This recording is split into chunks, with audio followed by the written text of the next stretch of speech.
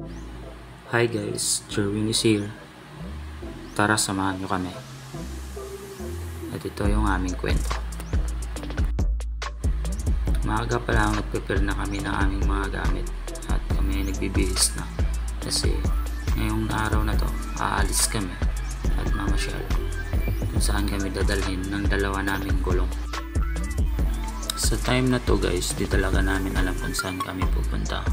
Kumbaga, nag-decide na lang kami na mag-rides na lang kami at kung saan kami maabutan ng magagandang views at doon na lang kami mag-stay at doon kami mag-enjoy para naman mawala yung stress namin.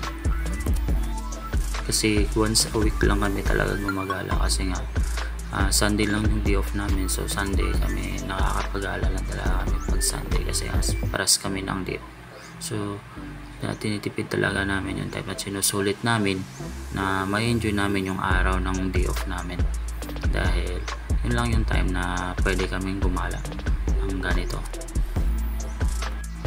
So habang nasa biyahe guys is nagkukulitan kami, nagsisigawan kasi nga di namin marinig yung isa't isa kasi nga ayun nga malakas yung hangin tsaka talagang pasigaw kapag nagsasalita.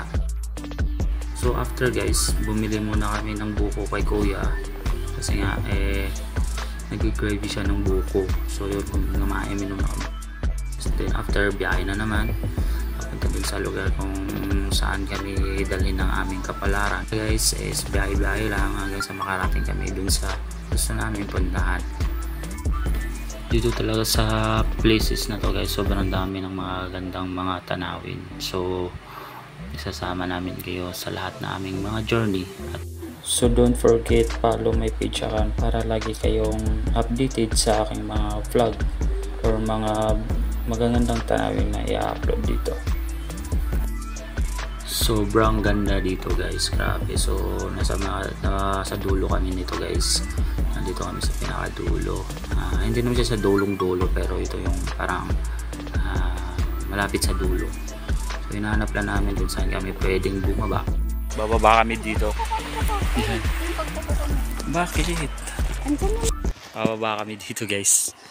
Yan.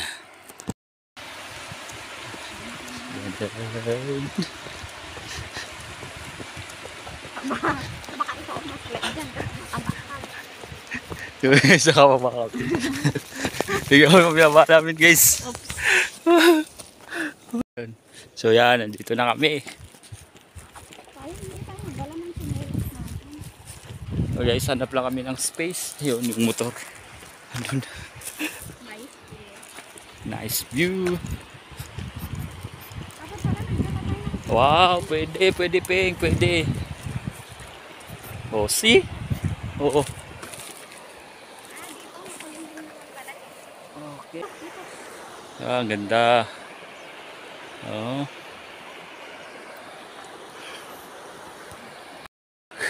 Grabe init. Prepare lang namin to. Mga needs namin dito. So this time guys, piniprepare ko na yung mga pagkain na lulutuin namin mga pagkain. So yun, naglagay na ako ng bato. Yan kasi yan yung paglagyan ko ng stove namin para paglutuan ko. So prepare ko na yung juice, lahat-lahat para at least mabilis na lang kami makain. So bago kumain, kulitan muna, sayawan. Sipin ko dance while in the ilog.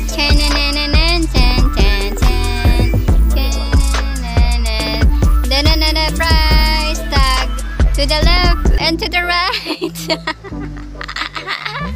Oh, dito the price tag. So tapos ng kulitan, tara, kain tayo guys. Ang sarap talaga guys pag kumain ka sa tabing ilog tapos kunting kainan lang tapos pintuan yun tapos ano na lang pinagkukwentuhan mo.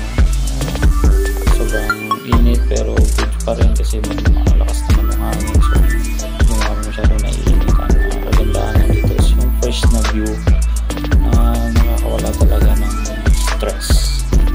At after ng kainan ay pagkatapos kumain, ligo na tayo. So guys, samahan nyo kaming maligo.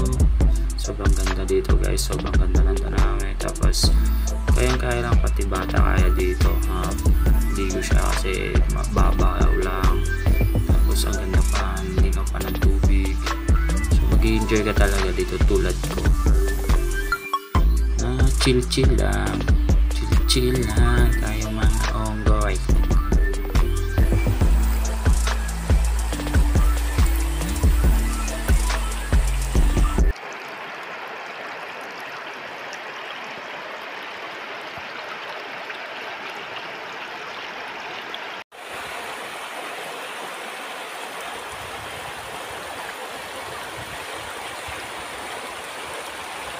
So guys, maging masaya ka lang kahit gaano kalungkot ang mundo.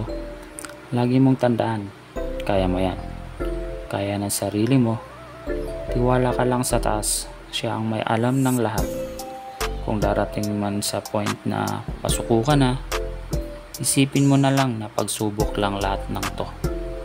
At may magandang mangyayari pagkatapos nito.